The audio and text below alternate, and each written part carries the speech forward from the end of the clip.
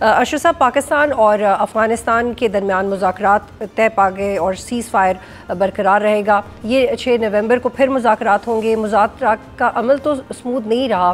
پھر یہ خبر آئی کہ مذاکرات ناکام ہو گئے. پھر خبر آئی کہ پاکستان وفد ایئرپورٹ تک آیا پھر واپس گیا. Given the ground realities and the long troubled history of security tensions, cross border attacks and mistrust between the two sides, the question remains long lasting کہ کیا کوئی اسٹرکچرڈ پیس میکنزم بن پائے گا یا پھر انسرٹنٹی دوبارہ دیکھیں گے ہم.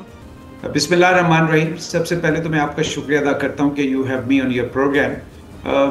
جو آپ نے بات کی وہ بالکل صحیح بات کی کہ کیا ہمیں دیکھنا, جو فکر کی بات ہے وہ یہ ہے کہ کیا یہ تسلسل رہے گا اور کیا اس پہ ہم اعتماد کر سکتے ہیں.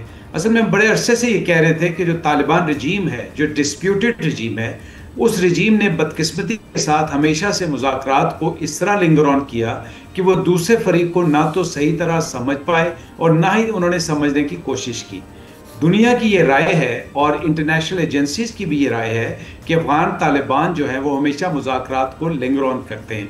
اب بننا کیا ہے؟ آپ ایک بہت مضبوط ریاست ہیں الحمدللہ, آپ ایک ذمہ دار ریاست ہے الحمدللہ, آپ کا سفارتی محاذ پہ اس وقت اللہ نے بہت دام دیا ہوا ہے. سو آپ نے ایک اپر پوائنٹ سے now you have to tackle with a weaker state, and that is also not a state, it's a state which does not have any proper structure.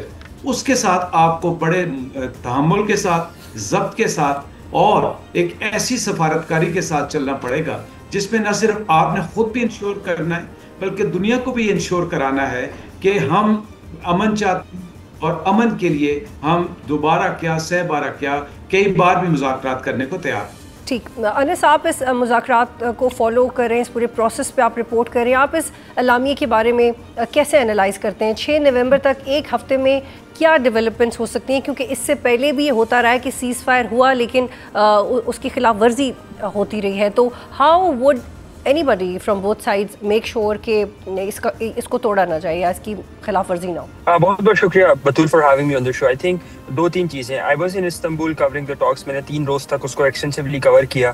ابھی یہ جو پچھلے ہفتے سے جو سیشن شروع ہوا تھا 25 تاریخ سے, میرے خیال سے جو ایک سیمنگ ڈسٹرسٹ تھا وہ طالبان کے اینڈ پر تھا جہاں پہ وہ رائٹنگ میں کوئی چیز کمٹ کرنے کو تیار نہیں تھے. تیسرے روز جب انہوں نے اپنے کمٹمنٹ سے بیک ٹریک کیا تو ایک ثالث کی جانب سے یہ کہا گیا کہ اللہ ہی اب تمہیں معاف کر سکتا ہے.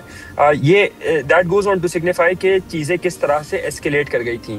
جہاں تک بات آئے آپ کے سوال کی کہ اب کس طرح سے سیز فائر ہولڈ کرے گا, بڑا فریجائل سیز فائر ہے اور یہ ان انٹرپٹڈ کنڈیشنل سیز فائر ہے جس میں پاکستان کے اینڈ پہ ایک بات بڑی کلیئرلی کمیٹڈ ہے انٹرنیشنل پارٹنرز کے ساتھ یا انٹرنیشنل میڈیٹرز کے ساتھ کہ طالبان کو اپنے اینڈ کی کمٹمنٹ مینٹین کرنی ہوگی. دے ول ہیو ٹو انشور, ان کو یہ بات یقینی بنانی ہوگی کہ ان کی سرزمین پاکستان کے خلاف کسی بھی دہشت گردانہ کارروائی میں استعمال نہ ہو. ایک بات. دوسری بات یہ کہ جو جوائنٹ ورکنگ میکانزم ہے ویریفیکیشن کا, وہ بڑا ایک امپورٹنٹ میکانزم ہے کیونکہ اس میں انٹرنیشنل میڈیٹرز اب انوالوڈ ہیں. پہلے جو جوائنٹ ورکنگ میکانزم تھا وہ بائیلیٹرل ہونا تھا, وہ 2 طرفہ پاکستان اور افغانستان کے درمیان میں ہونا تھا. لیکن پاکستان کی ایک ہی آسک رہی ہے کہ ویریفائبل, ارریورسیبل اور افیکٹو ایکشن یہ طالبان کو کرنا ہے. اور یہ طالبان کیسے کریں گے؟ وہ تو کہتے آئے ہیں پچھلے 4 سال سے کہ جی ان کے یہاں تو کوئی ٹیررسٹ گروپ آپریٹ ہی نہیں کر رہے. اگر تو یہ ان کا کلیم ہے. اب یہاں پہ دیکھنا ہے کہ ان کا کلیم اور ریالٹی میں کتنا بڑا فرق ہے. آپ اقوام متحدہ کی سیکورٹی کونسل کی رپورٹ اٹھا کے دیکھ لیں جو مانیٹرنگ ٹیم کی اس سال فروری میں آئی. اس میں بتایا گیا کہ 1-2 نہیں بلکہ 27 ٹیررسٹ آرگنائزیشنز آپریٹ کر رہی ہیں. یہ جو راؤنڈ آف نیگوسیشنز ہوا استنبول کے اندر, یہ 6 دن پر محیط تھا. تقریباً 120 گھنٹے لگ بھگ بنتے ہیں.